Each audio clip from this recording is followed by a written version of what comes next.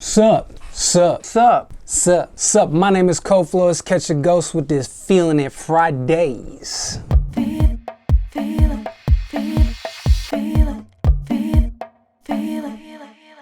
I'm excited for this week's Feelin It Fridays because this is not one song or two songs, but a whole project, a whole EP, a whole album. Dan Kai, Small Moments, out on Rhythm Section. God, this project is so fucking dope. Dan Kai, aka Jordan Rekai, he's a beast. He's a production beast. He is an amazing vocalist, multi-instrumentalist. The guy is phenomenal. I wish I was as cool as him, maybe one day when I grow up. There are 8 tunes on this project, so I guess you could consider it an album. I don't know if he does. I consider it an album. I don't want to go into depth on each particular song because this video will end up being way too long. My videos with these Feelin It Fridays are already long as is, but I don't know. Maybe you're not into the long videos. Let me know what you think in the comments. Maybe you want them concise. Maybe you want them longer. I don't know. Let me know. Okay, Dan Kai, Small Moments. I think it's important to call out that Dan Kai, the alter ego of the Jordan Rekai, it's this like dance floor or dance track alter ego versus like your standard singer-songwriter kind of vibe with his, I guess, normal project. I'm not really sure if it's his normal or whatever. Anyways, he does a good job of using all of this cool musicianship and songwriting and harmonization to create some really interesting, in a lot of ways, some really colorful dance music. The first song on the project, Mogary, does a good job of establishing from a drum production style this really nice swing, super great groove. He always has such an interesting way of gluing together a groove that I really appreciate in the way that he does drums and develops his groove ideas, drums, bass, etc. And of course, this song makes a really clever use of vocal performance. I wouldn't call it like the foreground idea of what this song has going on. It's not him like doing a singer-songwriter song. It's more of like a texture with an obvious vocal idea. There is some lyrical content there to bring awareness to something, to give you something to think about vocally. It doesn't follow any kind of traditional pattern as to how music should be arranged or composed. So I think overall it does the key things that I'm looking for when I hear a dance track. It gives me incredible groove, interesting drum percussive ideas. It brings in the much needed human element that sometimes if I go listening to too many tracks in a row or in a DJ set that are like completely instrumental and there's never a sprinkling of the human voice, he does a good job with like bringing all these elements together to where if you're going to introduce a project and say like, here's what I have to offer, this is a good first song to get you out of the gate. So let's go ahead and listen to a piece of it. I think you'll dig it. Unaware that oceans come between us, 'cause it's hopeless that I can't roll about, talking about the moonshine. Whoa, moonshine. Now you're steady waiting to see if I was worth your while. My heart you won't be taking. So divine, the blessing in the skies. Whoa, the skies. There you go, a little snippet of that first song. I think also too it's important to call out for the rest of the project. You can hear the color, you can hear like the saturation. Things feel glued, warm, and colored. There's a texture to it. And that's something that I can really appreciate as from a producer's, wearing a producer's hat, where trying to learn how to get things to glue together better and finding a way to color your sound so that it feels like it comes together. And I think that's a theme for this entire project. All right, the next song, Rainbow Road. I don't want to say it's my favorite song on the album, but it might be. And I think like from a dance perspective, it's not my favorite song, but from like a production kind of music appreciation standpoint, I think it's a brilliant record. It's one part funk, one part, DJ dance floor track. It's got like a huge nod to Prince, or maybe it doesn't. I feel like I read on the back of the vinyl that he shouts out a particular Prince concert. I mean, there's a whole vibe to it, and it kind of changes paces from the front to the back in terms of how the funk gets presented, including the way the vocal comes together. Again, it's very much like, hey, thanks, Prince. I love Prince. I'm not like epic Prince fan, but I love Prince, but I hear it and I can't help but identify with that sound. And I think like that's hats off to Dan Kai's project to be able to say like, yo, I can hear what you were doing there. And Prince is a master. So if you're able to land on that sound, like even for a moment, or make me think of it, that's fucking dope. So as it being the pre-order track, I played it to death. Both listened to it, danced to it, and then played it in the weekly Simmer Room live stream. It's just like a staple song. So I just automatically think when I look at the album art, I hear the song playing in my head. It's just like one of those things. I'm gonna pick a spot in the song that you can check out. I'll play like the back section that I feel like kind of starts to land more in Prince land, and you check it out, see what you think. I'm sure you'll dig it.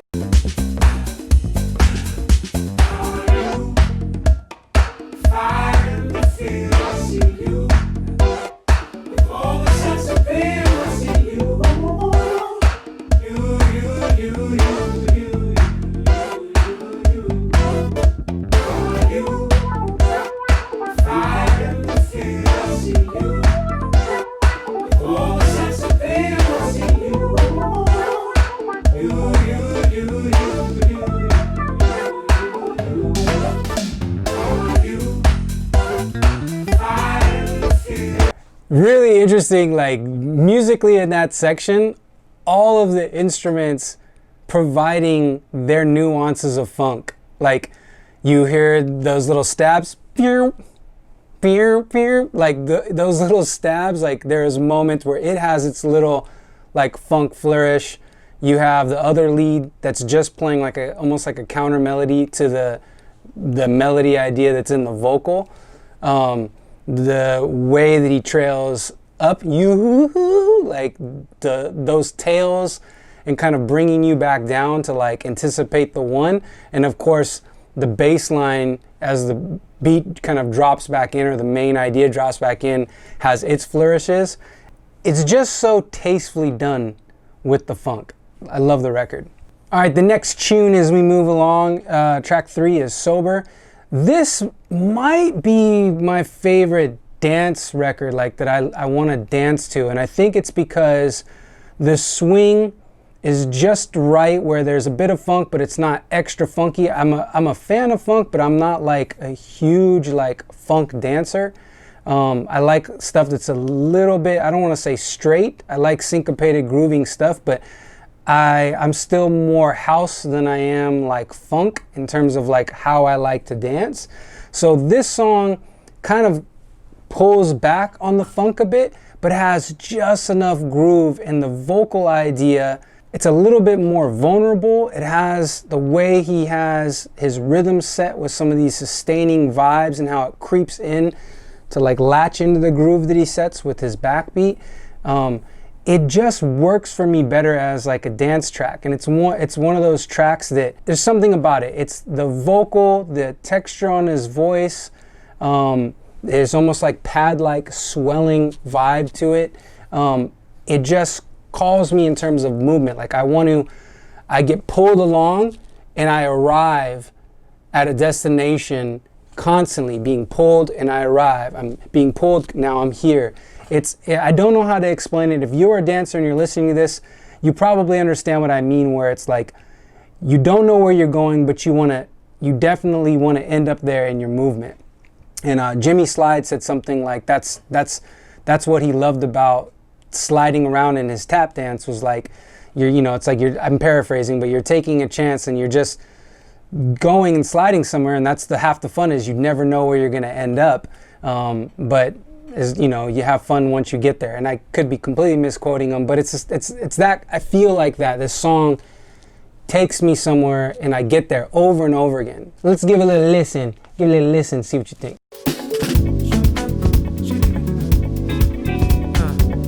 I'm messing up and I couldn't find a way to erase. I'm hoping we tie together for a second.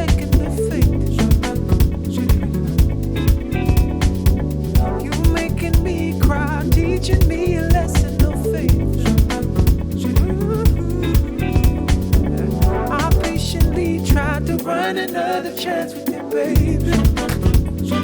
Oh, so what? I'm sober.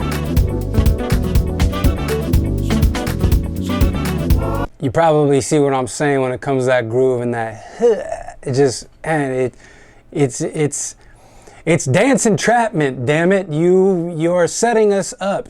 You're setting us up, Jordan, Dan, Kai, Rakai, K, Key. You're setting us up with that one.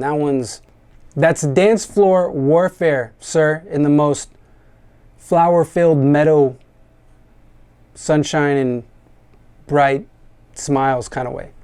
Moving on to track 4, we have Fever. This is a instrumental track that does a really great job of, again, kind of reestablishing these great groove productions that Dan Kai has in his repertoire of what he's doing.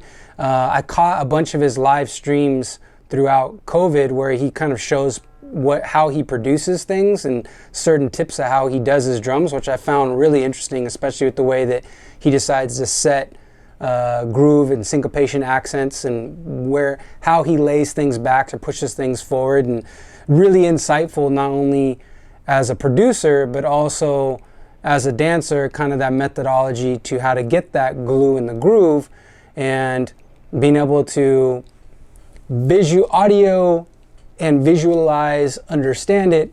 So as I translate it to movement, it's something that makes sense, and I'm not just moving on top of the music, but rather I'm responding properly to that swing or that groove as established in the song that I'm hearing.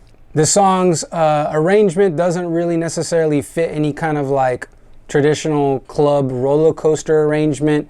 It has some great sonic textures. Probably my favorite is in the last section, the bass texture. I'm really into bouncing and resonating basses and ones that feel like they kind of jump around and they're a bit funky.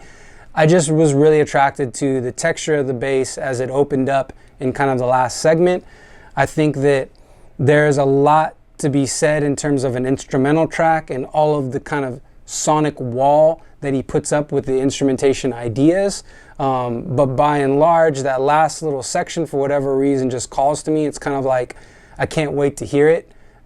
Just with the way the texture and everything kind of like thins out and the bass starts to really shine. So let's listen to that section. I'm sure you'll dig it.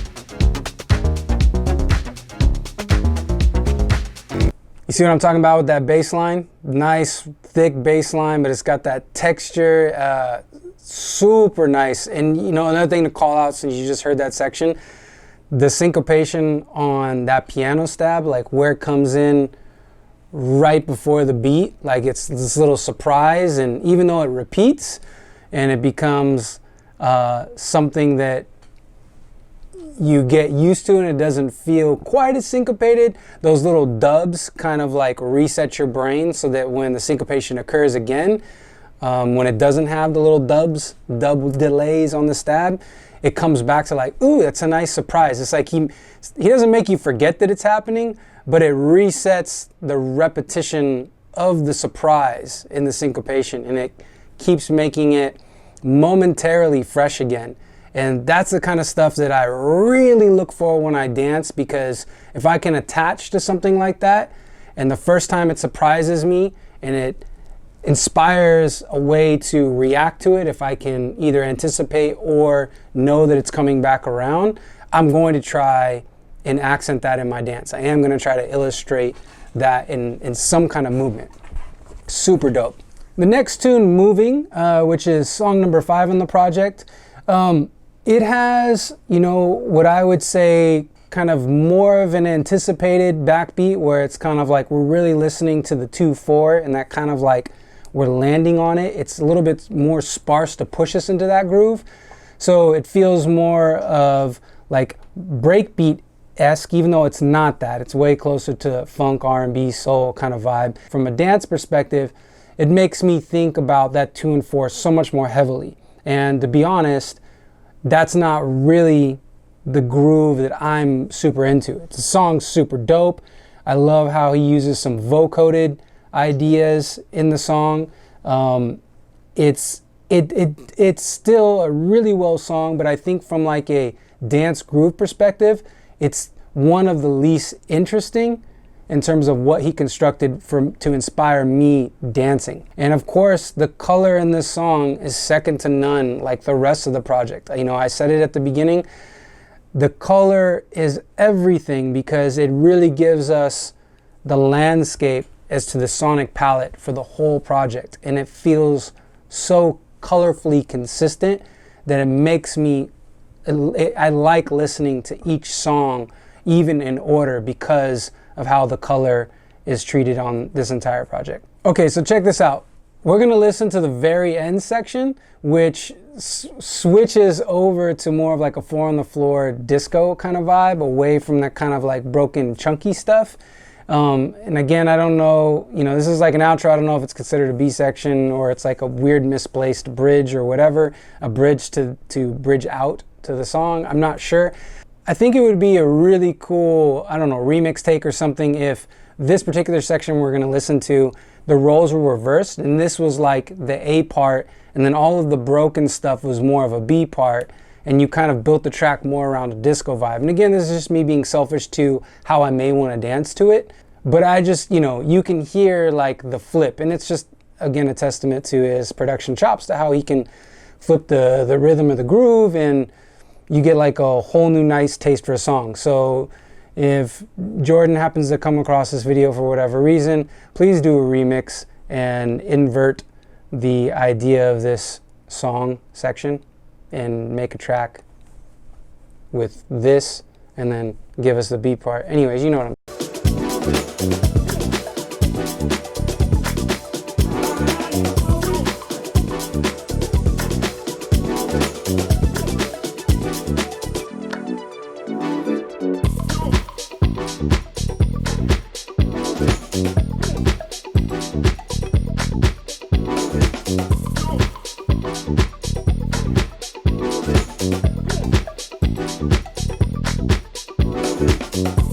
Track number 6, this song is called Focus. This is the SE edit. I'm not really sure what that relates to in terms of what other versions there may be of this song in the archives of Mr. Dan Kai. There's 2 big things that really do it for me on this song. There's a feel of pump and kind of sucking or pushing and pulling that's based around the sonic textures and the groove that is perfectly blended for how I assume the groove to translate to how I hear it in dance. There's no awkwardness. It swells or pumps and pushes and pulls like extremely well, and it's just a really attractive sound for my ear, and it inspires movement. The other thing, again, is the vocal performance doesn't really fall into like what you might expect with this pumping, pushing, pulling, like more, it could be an EDM, could be more of like your standard R&B vocal, soulful vocal. He kind of goes into this like more of what I would call like folk Americana, Delta blues. I mean, this is probably not the greatest description, but it's like, it reminds me of like Southern folk music in America where you have more of this bluesy idea. You have this juxtaposition of vocal, melodic, and performance ideas put over what could be more closely related to more just electronic vibes with side chaining aspects, or the feeling of like what side chaining brings to backbeats and sonic grooves. All right, so let's check it out. Let's listen. You're gonna hear kind of like the verse into a hook part, and you'll see what I mean by like kind of goes in a juxtaposition where you just didn't expect it. Or you know, if you're a fan of Jordan's music or the Dan Kai project, maybe it's something to be expected of that type of project. But I think if you're comparing it to the landscape of other projects that could kind of fit into this musical production, or like, sit in the same world, he flips it on its head with the way that he does the vocal in contrast to the musical production, I think. Check this out. We over next, running over you. Besides skaters coming for you by the wayside, wayside, wayside, by the wayside. You make a move, you jump quick, slumming to the tune. Goodbye haters, they coming for the wayside, wayside, wayside, by the wayside. It's not overdone, but you can probably see what I'm saying when it comes to the vocal performance and the idea there. By the wayside, wayside, wayside. To me, I hear like that folk soul versus more, I would say, modern R&B soul. You hear the R&B soul, what have you, in the versy kind of melody idea, but that little section that he kind of ends off with, I like that. Song number 7, Actually. One of the things, again, nice consistent groove. This song makes me feel happy. It puts a smile on my face. It just feels celebratory. It's a song that doesn't inspire super creative movement, but it inspires the most wickedest two-step that I can muster up. And sometimes that's a lot of fun when hearing a tune and dancing to a tune. Is less is more. And I'm not saying production, I'm talking dance. Sometimes less is more, and it's really fulfilling to your spirit to be able to create less movement but have more of an expressive idea. And sometimes that expression is a smile on your face.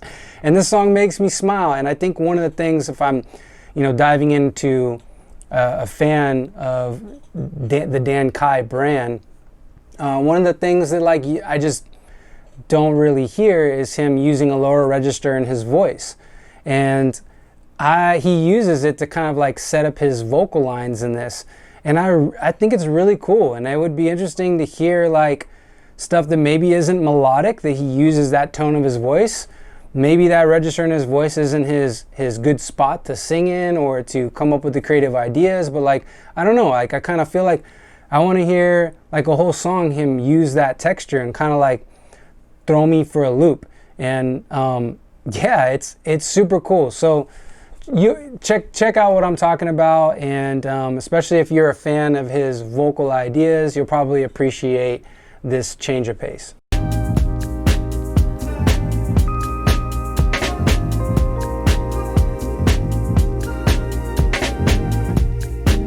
Just like this is the way that I adore, just like the queen that I see, more like the sister of the evermore, more like a dream you gave me. Tell me, I heard about the way you turn around.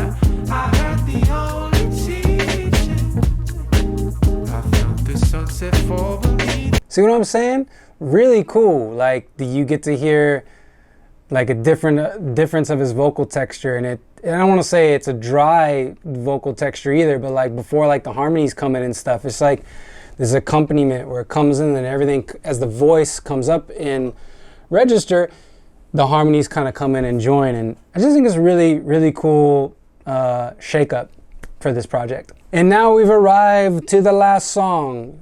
Song number 8, this is Raro, R-A-R-O. I'm not really sure how you pronounce it. This song feels like we're celebrating a finish line. I know that's probably not the intended idea, but it's just a solid, grooving, instrumental rich. I guess the Dan Kai project in general is always just instrumental rich, whether there's vocals or not.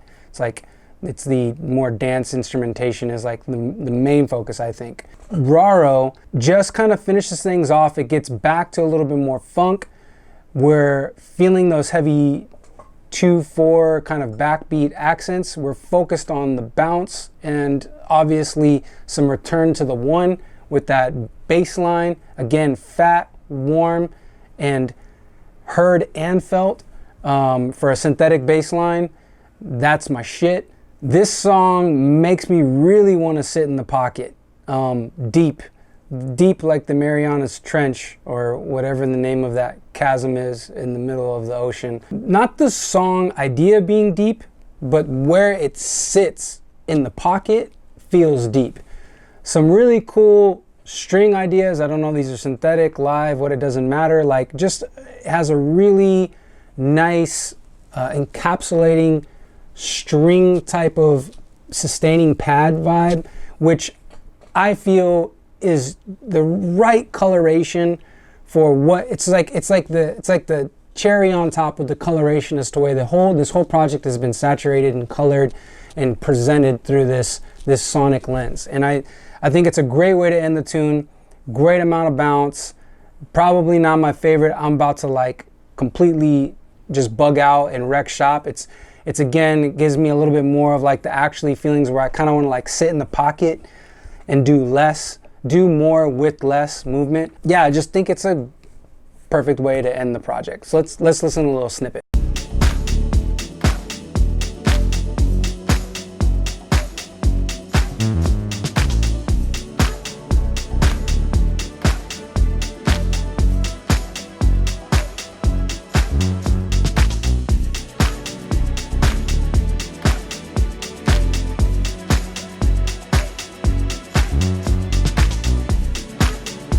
It reminds me of like folks, want to throw on their skates and hit the rink. Like it's a perfect skate song, without a doubt. There you have it.